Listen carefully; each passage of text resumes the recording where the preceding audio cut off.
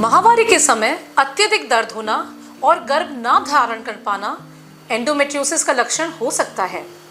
नमस्कार, मैं डॉक्टर विदुषी जयाला जैन और हमारी इनफर्टिलिटी सीरीज में आज हम बात करेंगे एक बहुत ही दर्दनाक समस्या की जिसका नाम है एंडोमेट्रियोसिस और इससे जुड़ी हुई जितनी भी तकलीफ़ें हैं, डायग्नोसिस कैसे करा जाए और इनफर्टिलिटी की जो दिक्कत है उसके बारे में आज हम चर्चा करेंगे।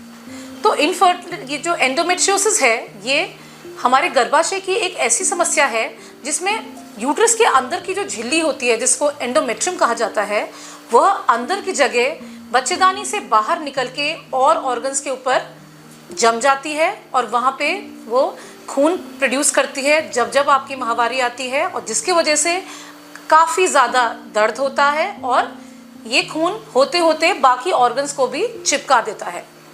ये आखिर होता क्यों है? सबसे पहले ये जानना बहुत ज़रूरी है कि ये जो बीमारी है इसके बारे में बहुत ज़्यादा जानकारी अभी भी हमें नहीं है। इसको हम ज़्यादातर कहते हैं कि ये ऑटोइम्यून डिसऑर्डर है। इसका मतलब कई महिलाओं में जब माहवारी आती है तो अंदर की झिल्ली से जो खून का रिसाव होता है वो यूजुअली बाहर आता है। कभी कभी कुछ खून उल्टा रेट्रोग्रेड तरीके से फैलोपियन ट्यूब्स के माध्यम से अंदर पेट में भी जाता है, लेकिन जो नॉर्मल महिला है उसमें ये खून अंदर ही अंदर जो हमारे फेगोसाइट्स और सेल्स होते हैं, हमारे शरीर के जो तत्व होते हैं वो उन्हें पचा देते हैं और बीमारी नहीं उत्पन्न होती। लेकिन वो महिलाएं जिसमें ऑटोइम्यून डिसऑर्डर है या जेनेटिक एक कंपोनेंट है उनमें ये खून अंदर ही अंदर जम जाता है और आगे जाके एंडोमेट्रियोसिस जैसी बीमारी को जन्म देता है। क्या क्या एरियाज हैं, क्या क्या हमारे ऑर्गन हैं जो अफेक्टेड होते हैं एंडोमेट्रियोसिस में? सबसे पहले तो गर्भाशय, जहाँ पे ये बीमारी शुरुआत होती है। ये अंदर की जो झिल्ली है एंडोमेट्रियम, इसका टिश्यू अंदर यूट्रस के दीवार में जाके खून की छोटी छोटी गांठें बना देता है जिसको हम एडिनोमायोसिस कहते हैं। उसके बाद ये बाहर जाके अंडेदानी के ऊपर जम जाता है और खून की गांठें जिनको एंडोमेट्रियोमा कहते हैं उसका रूप ले लेता है। उसके अलावा फैलोपियन ट्यूब्स के ऊपर भी खून जमने की वजह से फैलोपियन ट्यूब्स अंडेदानी से व बच्चेदानी से चिपक जाती हैं और इनका ब्लॉकेज भी हो जाता है। उसके अलावा आंतें और आगे पेशाब की थैली पे भी और पेरिटोनियम मतलब अंदर की पूरे पेट की झिल्ली पे भी इसका जो है अफेक्ट देखा गया है और वो छोटे छोटे खून की चिकत्तों से लेकर बड़ी बड़ी खून की गांठों तक का रूप ले सकते हैं।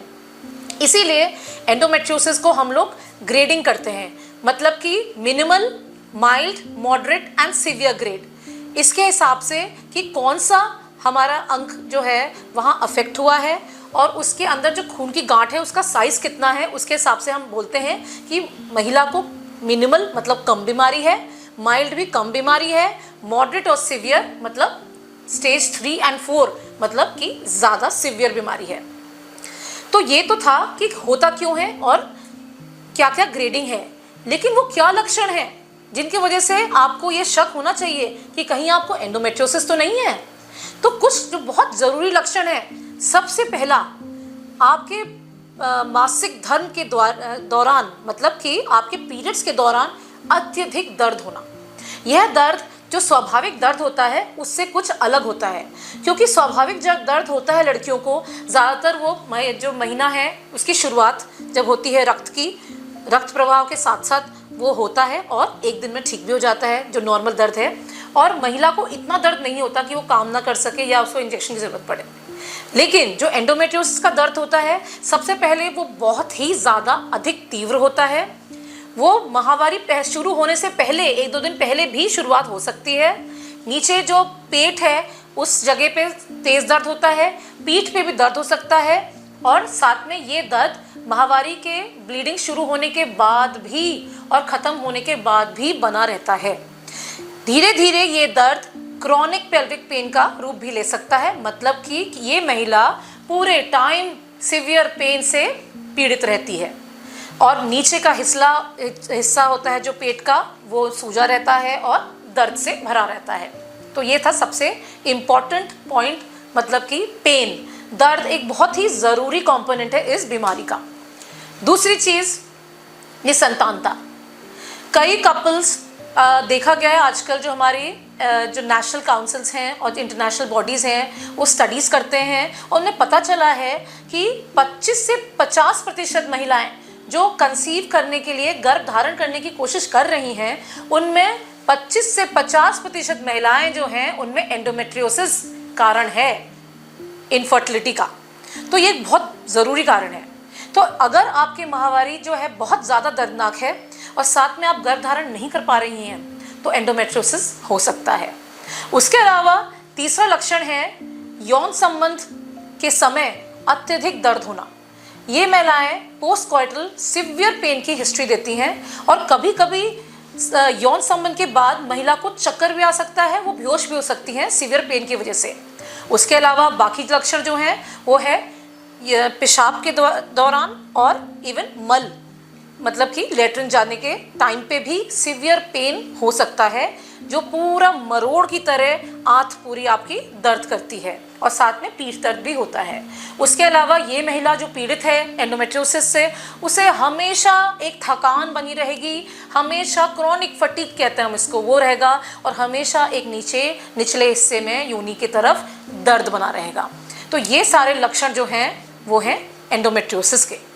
तो जब ये लक्षण किसी में होते हैं तो कई बार महिलाएं इसको इग्नोर भी करती हैं। हमने देखा है कि इस बीमारी की जागरूकता अभी भी पब्लिक में बहुत कम है और इनफैक्ट कई डॉक्टर्स भी हैं जो अभी भी जागरूक नहीं हैं इस बीमारी के संबंध में। तो इसलिए मेरी ये अपील है सबसे कि अगर आपको कभी भी अत्यधिक दर्द हो रहा है पीरियड्स में या यौन संबंध के टाइम पे तो आप ज़रूर अपने डॉक्टर को कंसल्ट करिए और इसका डायग्नोसिस बनवाइए। तो कैसे कैसे हम इसका डायग्नोसिस कर सकते हैं? सबसे पहला चीज़ है एग्जामिनेशन, मतलब कि जब आप अपने डॉक्टर के पास जाएंगे वो आपका चेकअप करेंगी। नॉर्मल चेकअप जो हम करते हैं पेल्विक एग्जामिनेशन कहते हैं, इंटरनल चेकअप, उसमें भी कई बड़ी ज़रूरी बातें हैं जो पता चलती हैं। जैसे कि तेज़ दर्द होना। जब एग्जामिनेशन करा जाता है उस समय अगर महिला को जो गर्भ है, जो बच्चेदानी है, उसमें अगर तेज़ दर्द होता है तो वो एक लक्षण है। उसके अलावा नीचे लेट्रिन के और यूट्रस के बीच में जो थैली होती है वहाँ पे कभी कभी खून की गांठें भी महसूस होती हैं। उसके अलावा अगर अंडेदानी तक आपका एंडोमेट्रियोसिस फैल चुका है तो अंदर जो बच्चेदानी के इर्द गिर्द हमें भारीपन और गांठें भी महसूस हो सकती हैं। ये तो पहली चीज़ थी। सेकंड नंबर का बहुत ज़रूरी जो हमारा इन्वेस्टिगेटिव टूल है उसका नाम है अल्ट्रासाउंड। अल्ट्रासाउंड एक नॉर्मल अल्ट्रासाउंड हो सकता है, उसके अलावा ट्रांसवेजाइनल सोनोग्राफी जो TVS कहते हैं जिसे, उसके द्वारा भी बहुत अच्छे से हम डायग्नोसिस कर सकते हैं। तो उसमें कई बार हम देखते हैं कि बच्चेदानी में पूरी सूजन होती है और एडिनोमायोसिस मतलब खून के चिकत्तों की बीमारी दिखती है, अंदर की झिल्ली, अंदर की मायोमेट्रियम सभी अफेक्टेड होती है और पूरा यूट्रस का आकार बड़ा हो सकता है, खून से भरा हुआ हो सकता है। उसके अलावा आपकी ट्यूब्स जो हैं वो ब्लॉक होकर सूजी दिख सकती हैं और अंडेदानियों में खून की गांठें जिसे एंडोमेट्रियोमा कहते हैं वो नज़र आ सकते हैं। इसके अलावा जब आपका अगर अल्ट्रासाउंड पे ही डायग्नोसिस बन जाता है, लेकिन अगर आपको स्टेजिंग देखनी है और ये देखना है कि कहीं आपकी आंत, आपका लेट्रिन का रास्ता, पेशाब की थैली और बाकी चीज़ें कहीं अंदर जुड़ी भी तो नहीं है उससे, तो आपको MRI की भी सलाह दी जा सकती है। तो ये 3 जो डायग्नोस्टिक टूल हैं ये बहुत ज़रूरी हैं। उसके अलावा एक खून की जांच होती है जिसको CA-125 कहते हैं। ये खून की जांच काफ़ी ज़रूरी है, लेकिन वैसे ये नॉन स्पेसिफिक है, लेकिन एक बहुत अच्छे से हमें मदद करती है। एक तो सीवियरिटी देखने के लिए और दूसरा इवन फॉलोअप में, मतलब कि महिला इलाज को जब रिस्पॉन्ड कर रही है तो ये लेवल कम हो रहा है या नहीं। तो एक तरीके से ये एक ट्यूमर मार्कर है जो एक्चुअली कैंसर्स में बढ़ता है, लेकिन कई बार हम देखते हैं कि एंडोमेट्रियोसिस में भी ये बढ़ता है।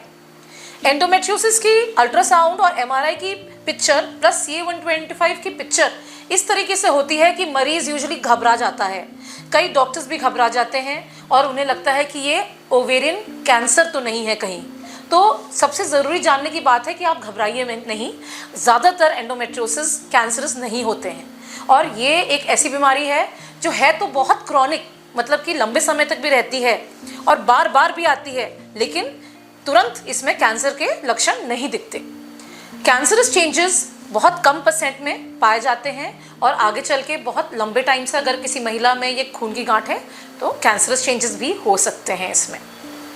इसके अलावा अगर हम देखें तो एंडोमेट्रियोसिस की जब हमने ग्रेडिंग कर ली, इसका डायग्नोसिस कर लिया, तो आगे ट्रीटमेंट हम क्या करेंगे? ट्रीटमेंट का सबसे ज़रूरी जो बेसिस है वो ये है कि ये हो किसको रहा है। सबसे पहली है उम्र, किसको हो रहा है। हम देखते हैं कि 18 साल के बाद 45-50 तक की भी लेडीज़ को एंडोमेट्रियोसिस हो सकता है। तो इसमें हम देखते हैं कि एज बहुत ज़रूरी है। तो अगर कोई यंग लड़की अनमैरिड आती है जिसको एंडोमेट्रियोसिस है और उसके ओवरी में गांठें हैं, तो हम पहला चीज़ जो हम स्टार्ट करते हैं वो है दवाइयाँ। उसके अलावा अगर दूसरी कैटेगरी की लेडी है जो एंडोमेट्रियोसिस से या गांठों से बहुत लंबे समय से पीड़ित है, तो ड्यूरेशन ऑफ डिजीज़, कितना लंबे समय से उसको प्रॉब्लम है, उसके हिसाब से ट्रीटमेंट करा जाएगा। तीसरी चीज़ जो बहुत ज़रूरी है वो है निसंतानता, मतलब इनफर्टिलिटी। अगर कोई महिला है जो एंडोमेट्रियोसिस से पीड़ित है और उसको गर्भ धारण नहीं हो पा रहा है, तब हमारा जो प्रोटोकॉल है, जो हमारा ट्रीटमेंट है, वो थोड़ा अग्रेसिव हो जाता है, क्योंकि इस बीमारी को टाइम से इलाज करना और उसे जल्दी काबू में पाना बहुत ज़रूरी है। और इसके अलावा अगर कोई महिला है जो अपने 40-45 के आगे निकल गई हैं और उनके बच्चे भी हैं और दर्द की ज़्यादा दिक्कत नहीं है, कैंसरस जो टेस्ट है वो नॉर्मल आए हैं, तो उनमें हम मेडिसिन से भी देख सकते हैं। तो coming to the first treatment जो है दवाइयाँ। इनफैक्ट आई वुड से कि दवाइयों से भी पहले हम अगर देखें तो लाइफस्टाइल जो हमारे जीवन शैली है उसके बारे में भी हम 2-3 बातें कर सकते हैं। तो दवाई लेने से पहले भी मैं आपको बताऊंगी कि इस बीमारी में भी आपका लाइफस्टाइल बहुत ज़रूरी है। तो मतलब कि अगर आप चाय, कॉफ़ी, स्मोकिंग या अल्कोहल का बहुत ज़्यादा सेवन करते हैं तो आप तुरंत रोकिए इसको, क्योंकि ये सारी चीज़ें इस बीमारी को बढ़ाती हैं। दूसरी चीज़ stress.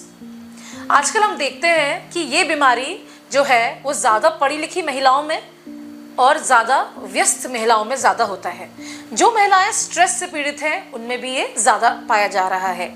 Another very important factor is age of marriage. हम देख रहे हैं आजकल कि लड़कियां देर में शादी कर रही हैं और कभी कभी बच्चे उनको नहीं करने हैं, तो जिसकी वजह से क्या होता है, बच्चेदानी में फाइब्रॉइड्स और एंडोमेट्रियोसिस जैसी बीमारियां भी उत्पन्न होने लगती हैं। तो अगर आपकी लाइफ में बहुत ज़्यादा स्ट्रेस है या आपका लाइफस्टाइल ऐसा है कि आपको फुर्सत ही नहीं है अपने लिए, तो मैं सबसे पहले कहूँगी कि आप अपना खान पान क्लीन करिए, अच्छा खाइए, हरी सब्जियाँ खाइए और अपना स्ट्रेस, स्मोकिंग, अल्कोहल और चाय और कॉफ़ी को कम करिए। इसके अलावा ओमेगा, विटामिन ई और एंटीऑक्सीडेंट्स का सेवन भी इसमें मदद करता है। लेकिन इन सब के बावजूद भी अगर किसी महिला में पीरियड्स के टाइम पे बहुत ज़्यादा दिक्कत होती है तो उनको हम पेन किलर्स प्रिस्क्राइब करते हैं।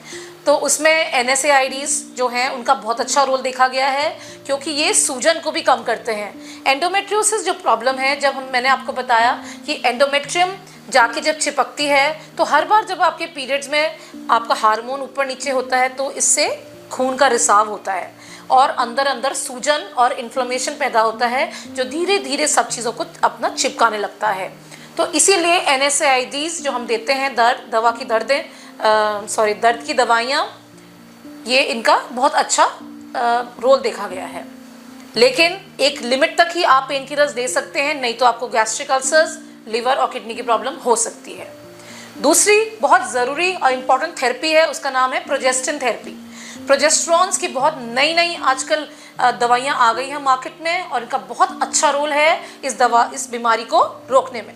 उसके अलावा GnRH एनालॉग्स, तो ये इंजेक्शंस हैं जो आपको दिए जाएंगे आपके डॉक्टर के द्वारा। ये डिपो प्रिपरेशंस होती हैं जो हर महीने एक इंजेक्शन लगता है या 3-3 महीने में भी एक स्ट्रॉन्ग इंजेक्शन लगता है।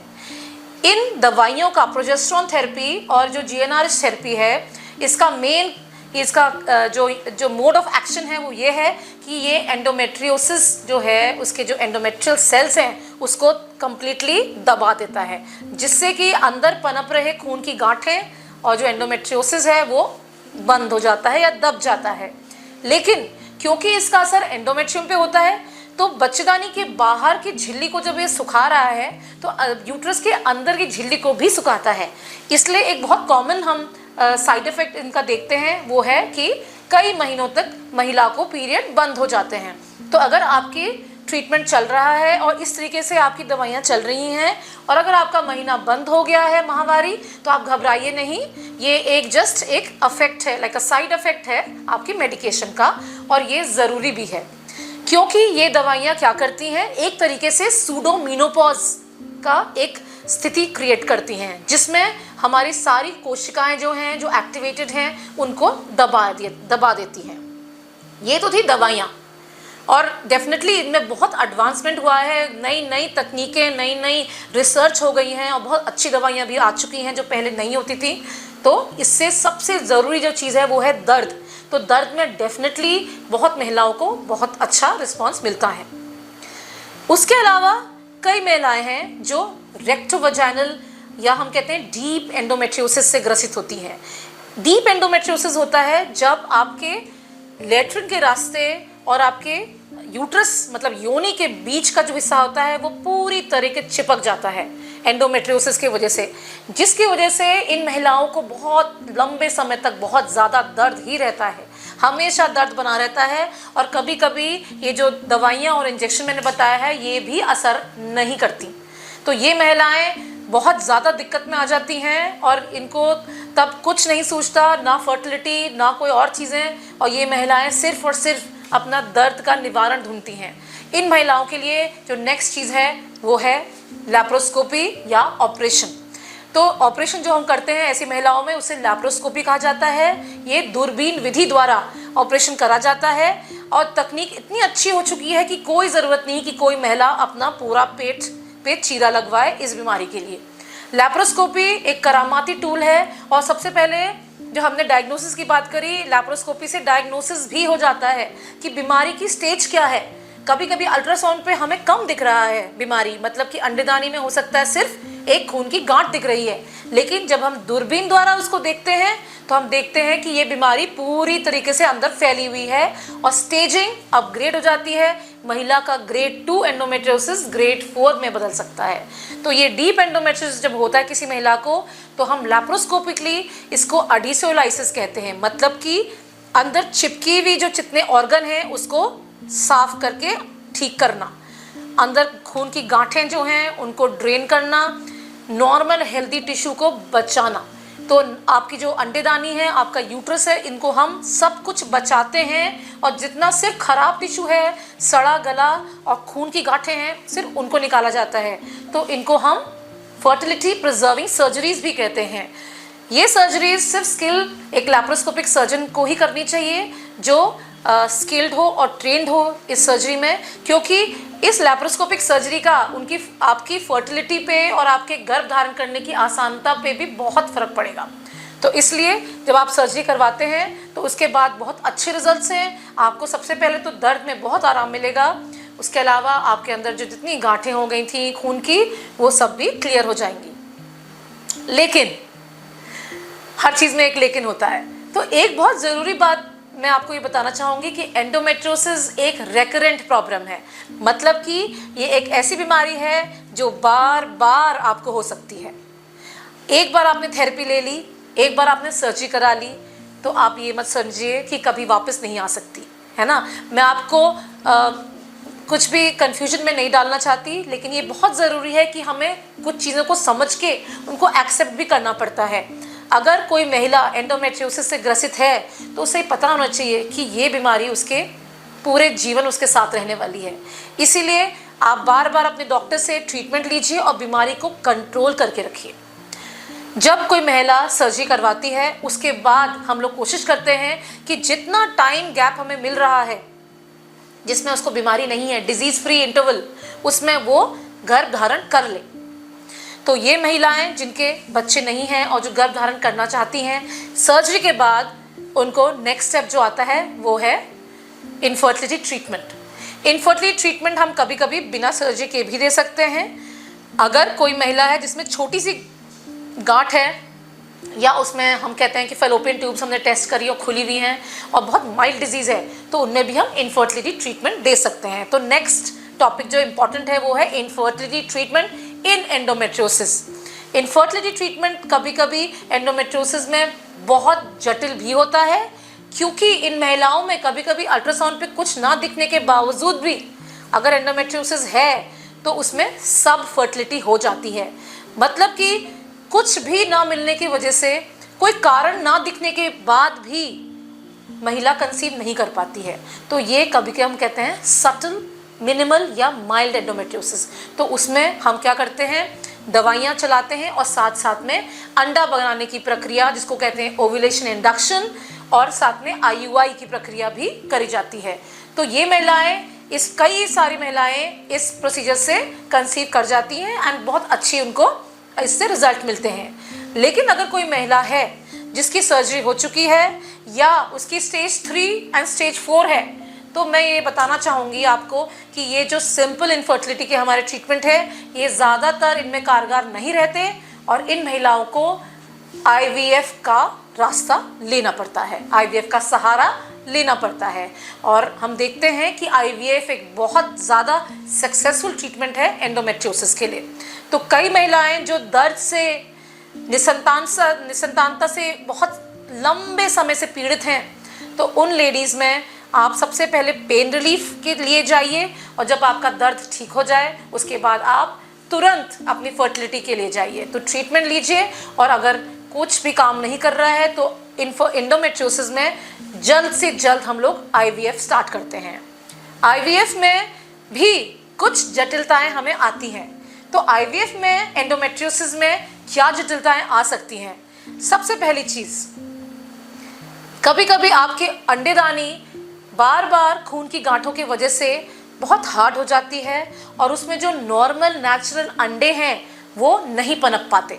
तो ऐसे में कई बार हम देखते हैं कि अंडे की मात्रा और अंडों की क्वालिटी में बहुत एक फ़र्क आ जाता है और उनकी क्वालिटी बहुत कम हो जाती है। बहुत ज़्यादा देखा गया है कि एंडोमेट्रियोसिस में कई टॉक्सिन्स और कई हम लोग कहते हैं कि कोई प्रोडक्ट्स निकलते हैं हमारे खून की गांठों से जो अच्छे अंडे को भी ख़राब कर देते हैं। तो सबसे पहली चीज़ है अंडे की हेल्थ। तो आप IVF जब शुरू करते हैं उसमें भी आप पहले एंटीऑक्सीडेंट्स लीजिए, अपनी बीमारी को दबाइए दवाइयों से और उसके बाद स्टिमुलेशन स्टार्ट करिए ताकि जो अंडे पनपें उनकी क्वालिटी और क्वांटिटी अच्छी मात्रा में हो। उसके बाद सेकंड डिफ़िकल्टी जो हमें IVF में आती है वो है फर्टिलाइजेशन की। क्योंकि अंडों की क्वालिटी में कभी दिक्कत आ सकती है तो हम देखते हैं कि इसमें DNA फ्रैगमेंटेशन भी बहुत ज़्यादा होता है, मतलब कि अंडे की क्वालिटी में कमी होती है और कई बार अगर ये एम्ब्रियो बन भी जाते हैं तो उनकी क्वालिटी थोड़ी इन्फीरियर हो सकती है।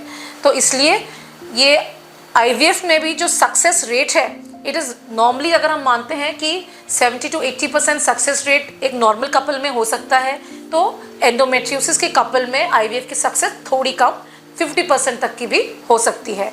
लेकिन इसमें उम्मीद हारने की ज़रूरत नहीं है। IVF से कई कपल्स फर्टिलिटी उनकी ठीक हुई है और उन्हें बच्चे की प्राप्ति भी हुई है।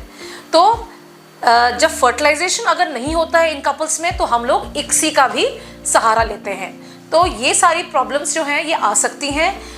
एक और प्रॉब्लम जो आ सकती है वो है जब हम लोग स्टिमुलेट करते हैं इन लेडीज़ को तो कभी कभी खून की गांठें भी पनपती हैं।